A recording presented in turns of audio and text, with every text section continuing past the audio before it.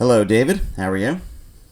Hi, Steve. Yeah, How are you? good. And welcome to all the listeners to another episode of Brick by Brick. We're going to be talking today about some of the inspirations behind the game and some of the world building and lore, specifically centered around the main village that's going to be featured in the game, Kirkenov, if I'm pronouncing that correctly. Yes, you do. Mm-hmm. Yeah. So this is a village that there's Castle Dornstein, which is up on the hill, and that's where most of the game takes place. But then we learn down the hill there's a kind of a poor village filled with all sorts of characters, little side characters and some very important characters that our main protagonist gets to go down and visit. And it was important, I mean, certainly for you, developing the story of the game to kind of have an idea of what this place was going to be like specifically. Yeah.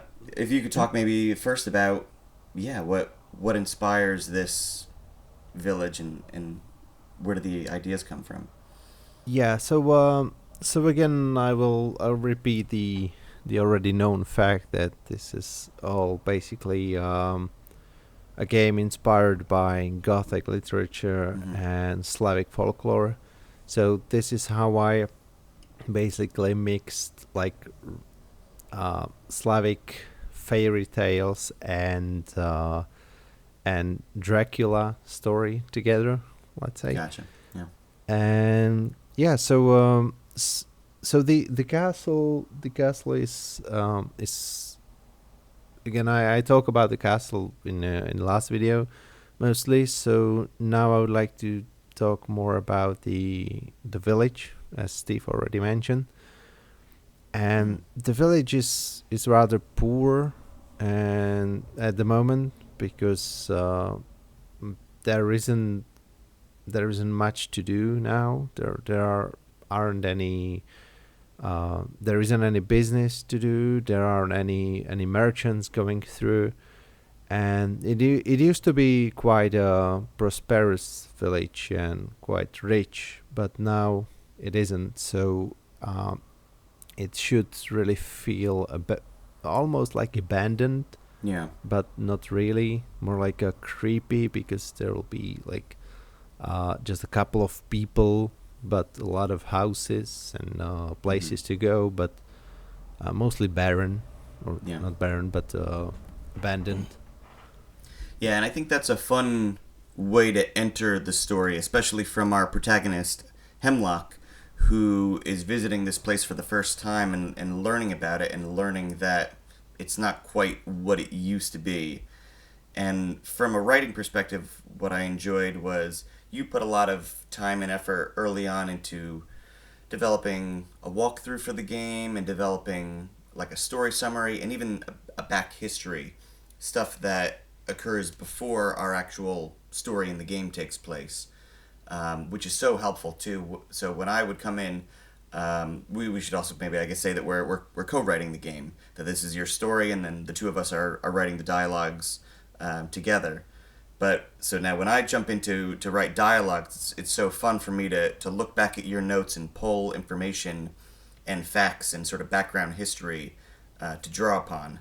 Um, and that's such a valuable tool in any kind of writing is to almost kind of create more than you'll ever need, but then it's there for you when you need it, and you get a sense that there's more out there. And I think especially for an adventure game, that's sort of the whole fun of it is knowing that there's a whole world there that's not important for every detail of the game. It's not important. You can go through the game and maybe miss a lot of this history, but it's there if you want it.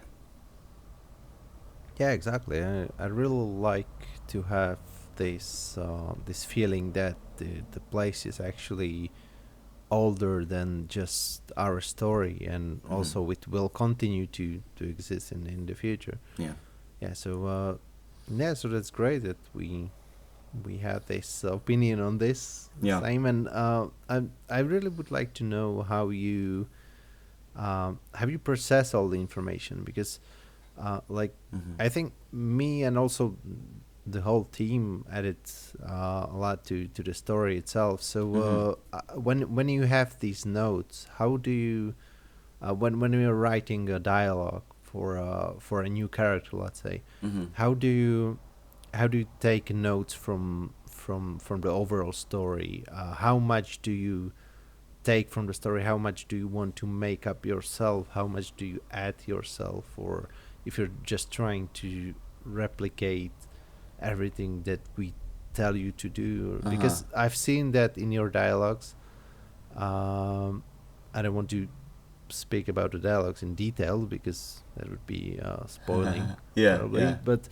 but I've seen that you add a lot of your own ideas which I would have never even think about, and at the same time it fits to the story well. So I really Mm-hmm. want to know what's your process behind all this. Yeah, I guess I think I respond well to building off of information that's already given to me, and kind of capturing the essence. Sometimes too, you'll have an idea or a note for a certain character, and maybe just sort of a one line description, just a couple of words of this person is kind of like this, or this location is kind of like that, and that's so helpful for my imagination because it almost saves a lot of the the work for me of just kind of imagining and thinking about what are we going to be doing, who are we talking to. Oh, okay, so we're talking to this woman who has sort of superstitions and she's grumpy. For me, that's fantastic. I focus on writing mostly myself, but I also years ago had a little bit of a background in acting and would do improv, so improvisational acting, specifically with comedy. And that was so fun for me in college because it was just inventing and inventing. And once you have like a little idea where somebody gives you an idea, okay, we're in a bakery, then you can kind of run wild and start putting locations or putting items in the location and kind of inventing characters. It's very fun, I think, to have a couple of rules in place or a couple of ideas already given to you where somebody says, you're going to be this person, you're the rich landlord of the village. And I go, oh, great. I can kind of imagine what this person is going to be like. And then just kind of run with it. And yeah, I don't know. I guess it's kind of capturing the essence of what your ideas are and then just kind of making them talk. I love making characters talk too. I find that very fun. And that's for me the most fun part of writing. I enjoy all parts of the writing process, but when I get to dialogue and can just make two characters talk to each other and let the conversation flow, that for me is the real joyful part of it. And you are very good at it. Thank you, thank you. And then yeah, I don't know. A lot of times too, I feel like I'm happy to overwrite and write more than is necessary, and then go back down and kind of cut it to its essentials, which is fun, especially for an adventure game. I think you want to have little extra details, and you want to have little dialogue options that aren't important where you just kind of ask a person about their day and you learn a little fun thing, but then to kind of go and pick and choose a little bit because you don't want too much of that. You don't want the player, I think, to feel like they're clicking through nonsense all the time, but you want to have character and little extra details while also knowing that you're still solving a mystery or following some kind of adventure or course of action.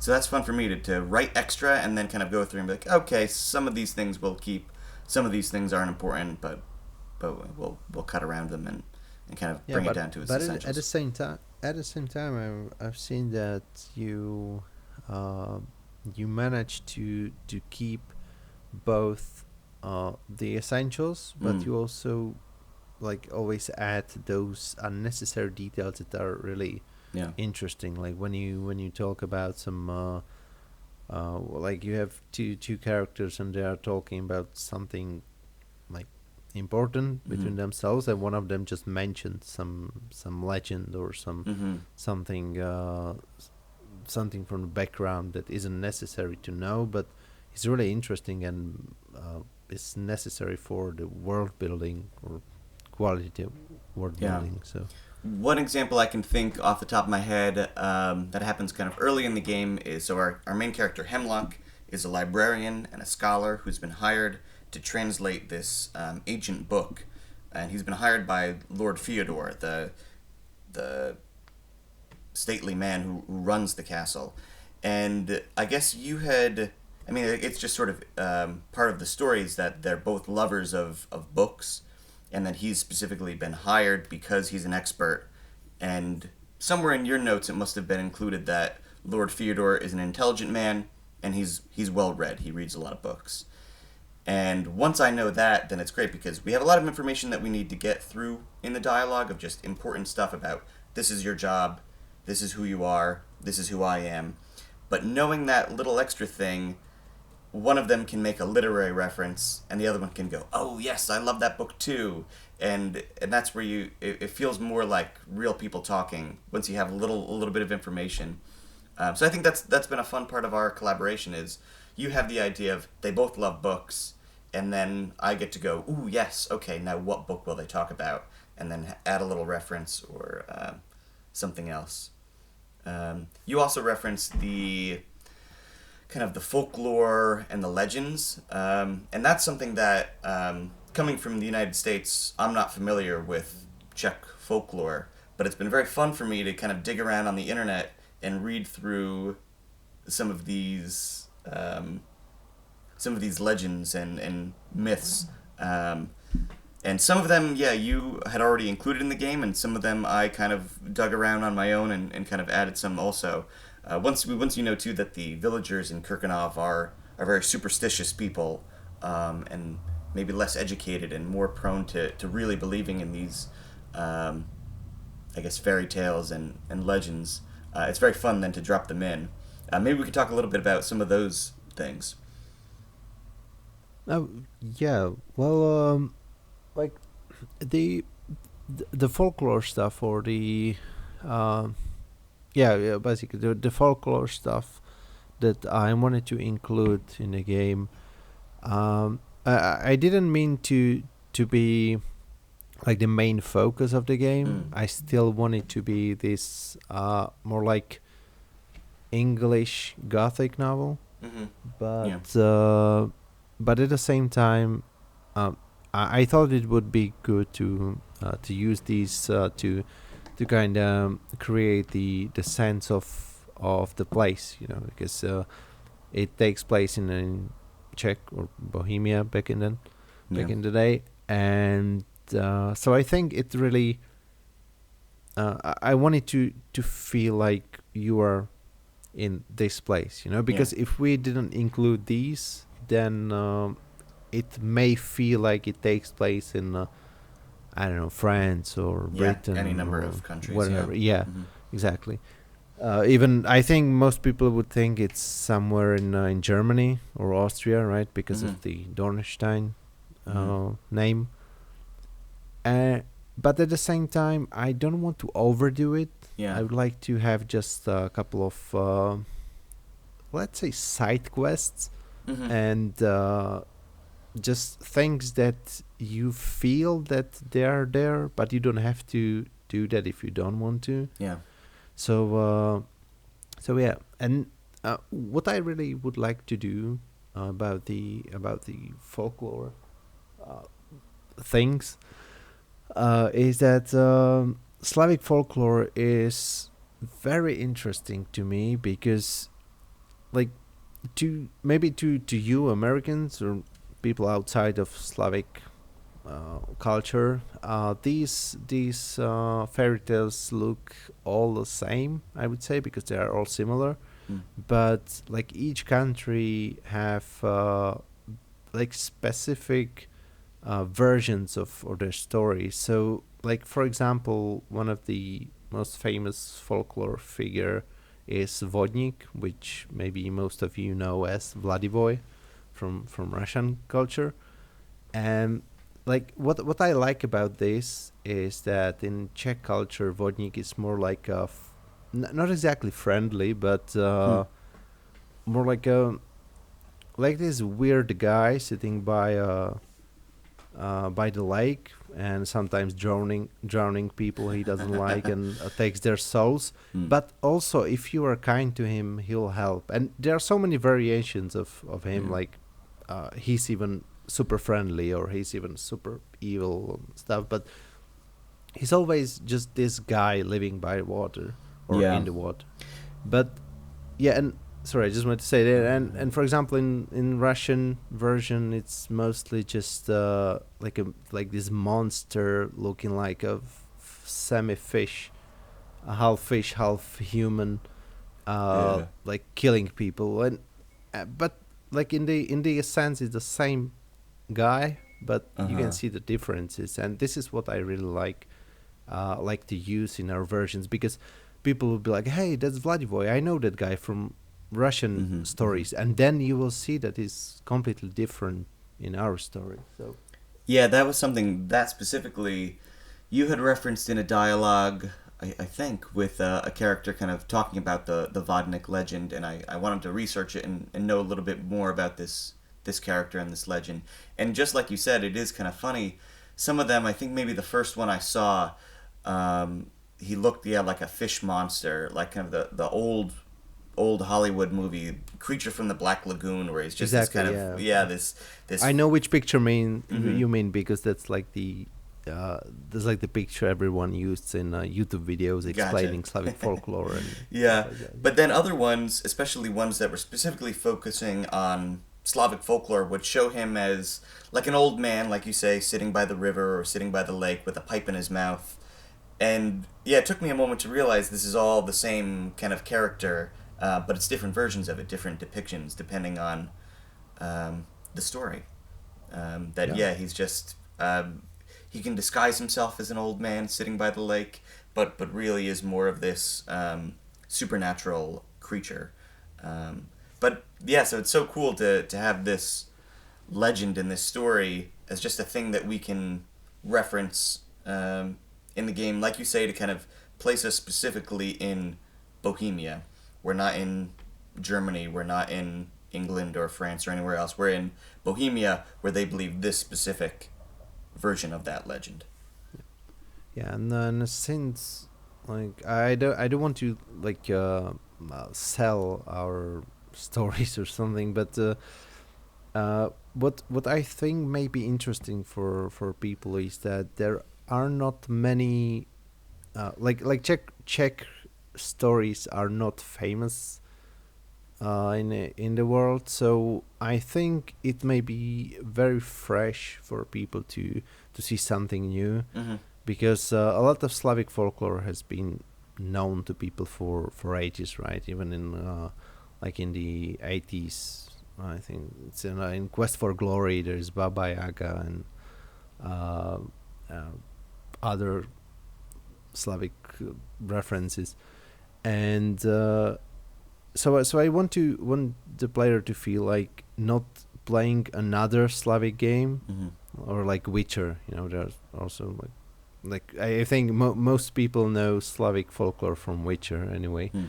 So this will be fresh information and fresh stories for players. Yeah, and fun too to take that world and to kind of build on it and invent new stories.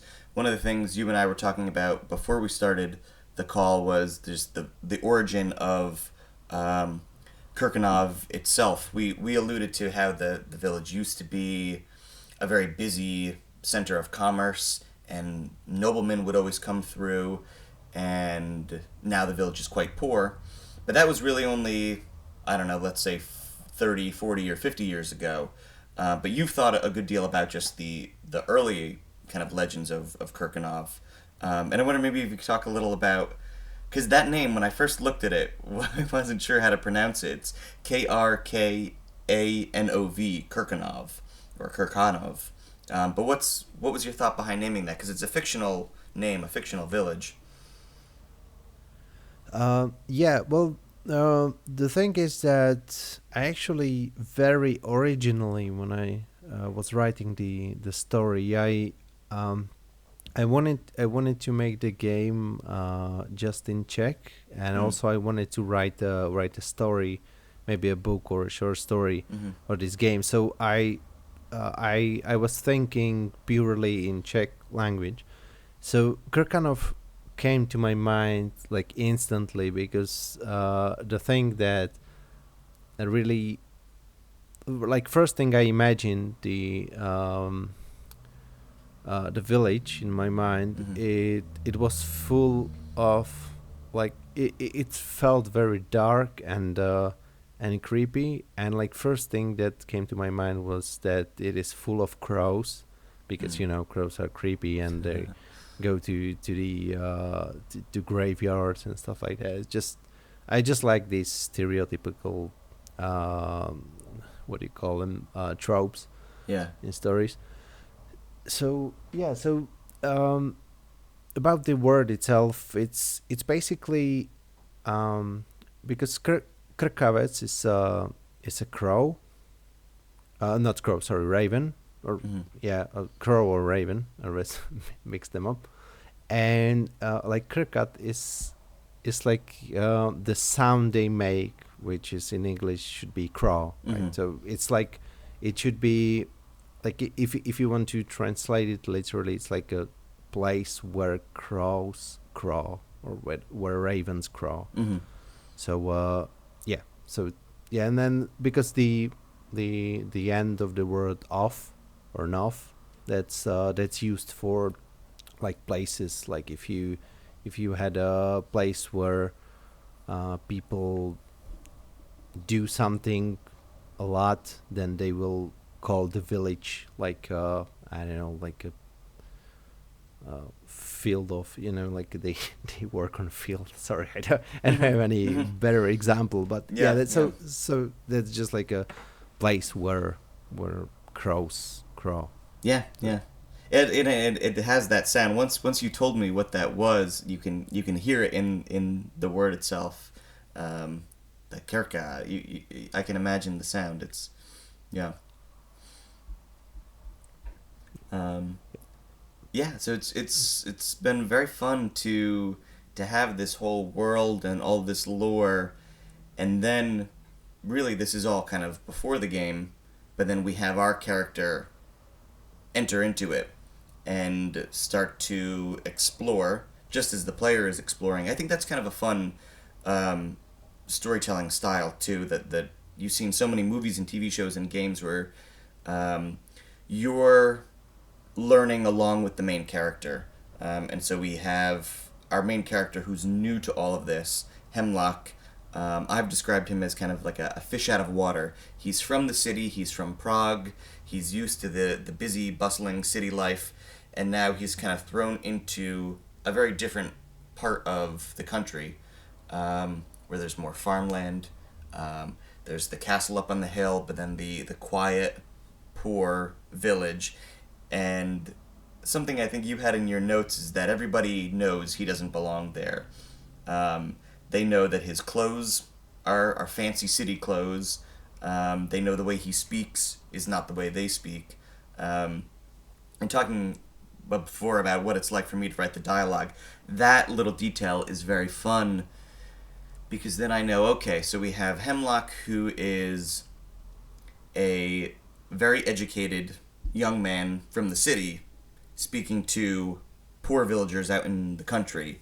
And it's fun to add little jokes like that where just he'll kind of greet them with a little too much formality and, kind of like, good evening, hello, how are you? And then they kind of cut him off and be like, yeah, what do you want? What do you want? Yeah. Yeah, yeah, you basically said it all. Yeah, that's the whole idea. Like even though he's basically a common folk at least in Prague, and in comparison to Fyodor, he still feels like a rich merchant to those poor people that are just that just reek of drinks and so how do you, when you write these side characters, or I think I already wrote the dialogue for Drahos, right? The fisherman. So Yeah. how did you collaborate with this idea Yeah, in your writing. he was a very fun one. So this is a character that you need to go down to the village. I guess it may even be the first time that we go down to the village in the game to get an item from him and to come back. And I think your notes had said that he was a drunk, lazy fisherman, which is music to my ears. This is so the kind of character I would enjoy writing. And yeah, I don't know. I guess just knowing that he's who he is, that one that he's drinking, two that he lives in this village where nobody's really making any money. So if he's fishing, he can't be very successful because how many people are there really even to sell to? I think he fishes just for himself to Gotcha. survive. Yeah, and even when I think our Who character knows? goes down to talk to him, he says he hasn't caught anything all day. But it's fun because then you've got these two people with very specific lenses that we're viewing through. There's Hemlock, who's trying to learn about, I don't know anything about this village. I don't know anything about you. And he's talking to a guy who has opinions and characters and personality of his own. He's not even typical maybe of all the villagers. And so he kind of just, I've got these ideas and these opinions, and you don't know what you're talking about. And once I have that voice in my head of kind of how he's going to sound and how he's going to react to things, it's very fun. And I think it's fun for the player, I hope, to learn about the village, to learn about the story of the game through two characters, as opposed to just being told it. To hear kind of, interesting people kind of bat back and forth.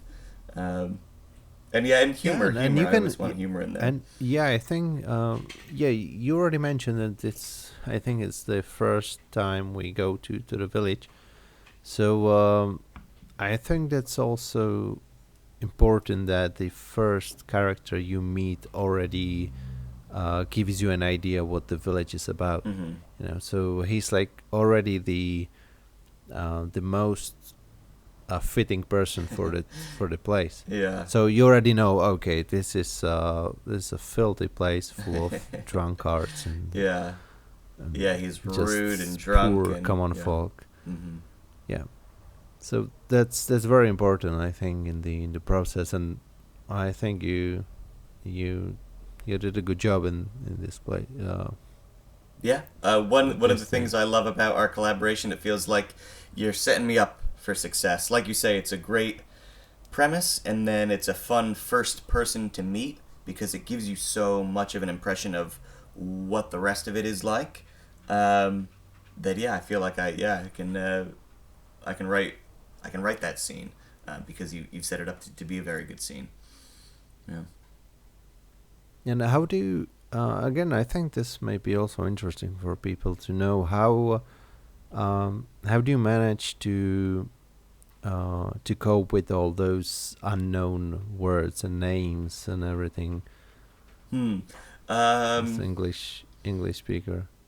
I don't know. I guess the names aren't too bad. Sometimes I don't know how to pronounce them right away, but it is what it is, and I can just sort of just accept that these are the names that we're going to be working with. And also too, if I need to name a character, I'll probably end up on some Czech baby naming website. That's always where I end up going when I'm writing any kind of script, or whether it's a movie or a story or for a game. I end up on baby websites and scrolling through. I don't know how that affects my Google browsing history, but just kind of looking to see what some of these names are, and kind of making up stuff of my own.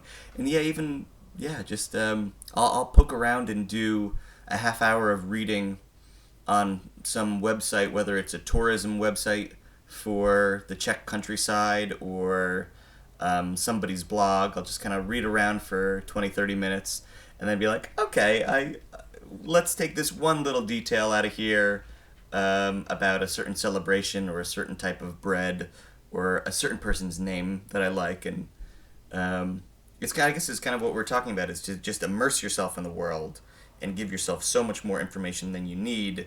And then when you get into it and you're doing the work of writing scenes, little things trickle in and find their way into it. Even if if I spend a half hour reading something, 95% of it is not going to get into the game. But, ooh, I did get that little idea for what sort of food they eat. Yeah, I remember when you mentioned Slivovitz in some of your dialogues, and it was just like, I really like that because It's like a it brandy, means is that that right? you did Yeah. your it. Yeah, that's a liquor. It's Mhm.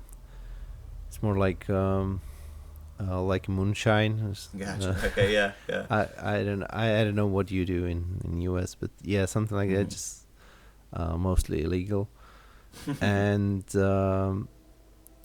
yeah, so I really liked how you came up with this yourself, because that means that you did your research and you didn't even ask me about that. So that's really cool. Yeah, and it's fun too to just, like you say, where you don't want to add too much. You don't want to overload the player with information, and check references and words.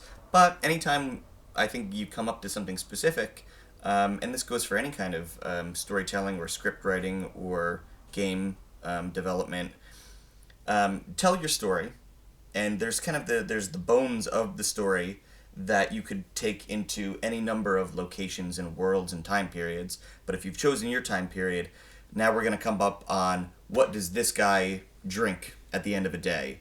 Okay, so if you're telling a science fiction story, you can invent some kind of new liquor that's never existed before.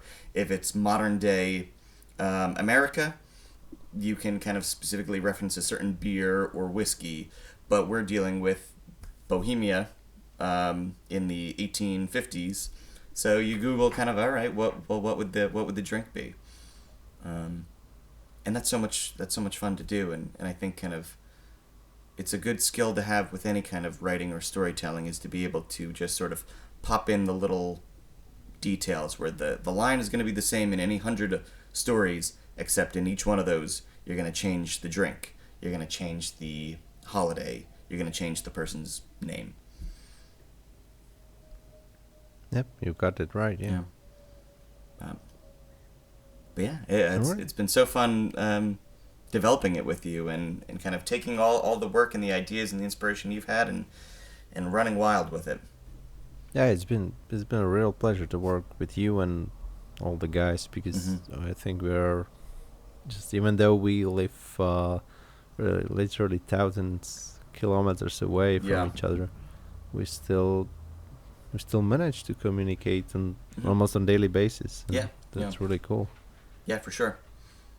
Yeah, yeah, it's working well. I'm excited for people to have the chance to play the game soon, and to get a taste of all the stuff we're talking about. Yeah.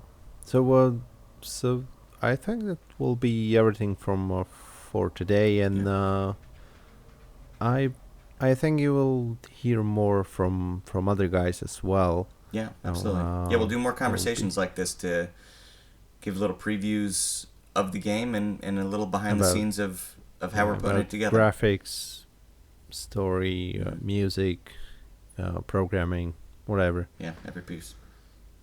Cool. Well, it was good talking to you today, and yeah, we'll talk soon. You guys will hear more from us. Thank you, Steve, Yeah. for the time, Thanks, and Dave. thank you all for watching and listening. Yeah. Have a good And one. bye bye. Bye.